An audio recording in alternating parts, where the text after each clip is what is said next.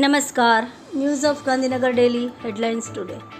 અમદાવાદના ચંડોળા તળાવમાં વહેલી સવારથી બુલડોઝર એક્શન શરૂ.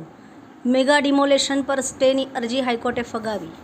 બાળકના અપહરણના આરોપમાં અમેરિકાની જેલમાં બંધ ભારતીય પુરુષની વ્યથા.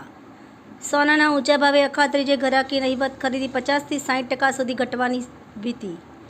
બહુ જલ્દી યુઝર્સ હવે બ્રાઉઝર પરથી પણ કરી શકે છે વોટ્સએપ કોલ. ભારત સાથે તણાવ બાદ બેબાકડું પાકિસ્તાન મદદ માટે રશિયા પહોંચ્યું. ટુડોની ખુરશી જતાં જ ખાલિસ્તાન સમર્થક જગમીત સિંહને ઝટકો. ચૂંટણીમાં સુપડા સાફ.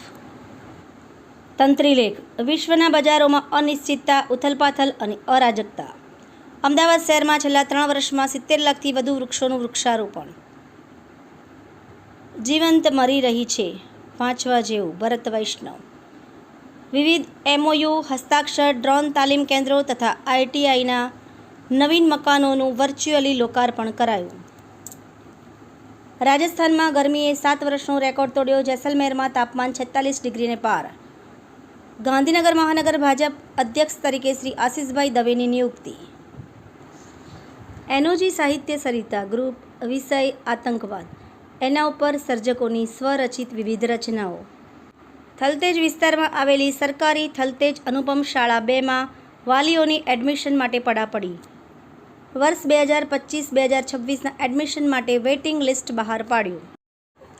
આચાર્ય લોકેશજી દિલ્હીના મુખ્યમંત્રી રેખા ગુપ્તા. સાંસદ મનોજ તિવારીએ દિલ્હીમાં બાગેશ્વર ધામ સરકારની કથા સંબોધી. 30 એપ્રિલ એટલે અખાત્રીજનો શુભ દિવસ. જાણવા જેવું. વિશ્વ નૃત્ય દિવસના ઉપલક્ષમાં અમદાવાદ ખાતે કુમારી શીતલ મકવાણાની સંસ્થા નૃત્ય સંગીન ડાન્સ ઇન્સ્ટિટ્યૂટ દ્વારા યુવા સંગીની કળા અને સંસ્કારની યુવાયાત્રા સ્થળ doctor Shyama Prasad Mukherjee auditorium Gujarat university ભવ્યાતિ ભવ્ય કાર્યક્રમનું આયોજન કરવામાં આવ્યું. મોરબી ઝૂલતા પુલ દુર્ઘટના.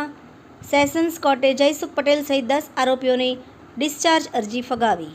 વડોદરામાં ખંડેરાવ માર્કેટથી કીર્તિસ્તંભ થઈને કાલાઘોડા સુધીના હંગામી દબાણોનો સફાયો ગણતરીની મિનિટોમાં ગોઠવાઈ ગયા. ગાંધીનગર શુકન હાઇટ સોસાયટી રાંદેસણ ખાતે કાશ્મીરના પહેલગામ આતંકી હુમલાના મૃતકોના આત્માની શાંતિ માટે શ્રદ્ધાંજલિનો કાર્યક્રમ યોજાયો. આભાર. મીનાક્ષી રાવલ, ગાંધીનગર. ન્યૂઝ ઓફ ગાંધીનગર દૈનિક જનફરિયાદ ન્યૂઝ.